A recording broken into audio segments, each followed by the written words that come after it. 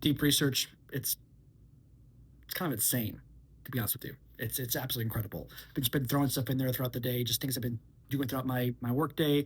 Been looking at reimbursement rates for federal grant programs, exploring that idea with the new budget coming around, and wanted to see how do we cover our true costs and how much the grant actually covers the true costs versus the gaps it leaves, so we can understand that.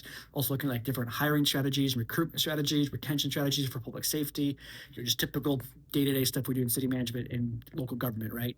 So and this tool has been just an absolute banger of a tool. It's just absolutely incredible. I want to give you a quick cautionary tale with this kind of thing, though. I've seen some LinkedIn posts out there talking about how because it took longer, therefore its reasoning capability is better. I don't want you to necessarily believe that on its own. Something called the sunk cost fallacy, which basically says that because something is priced at a higher point, it must mean it's valued more. Not always the case. We know that's true. And the same thing here with this kind of effort heuristic.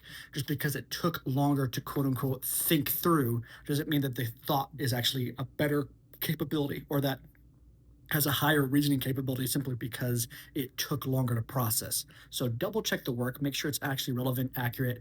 Use those sources that it provides you, those reference links that it provides you within its research. Double check that, click those links, and just make sure that those articles, those references, those sites are actually saying the same thing as the output from ChatGPT. Double check that. I think you'd be glad you did. Play around with it. Would love to hear what you're researching now through deep research. It is an absolutely incredible tool. I've been loving it. It's probably my new favorite tool, but I also feel like I said that last week about operator. So this is the world of AI that we're all living in. It's crazy.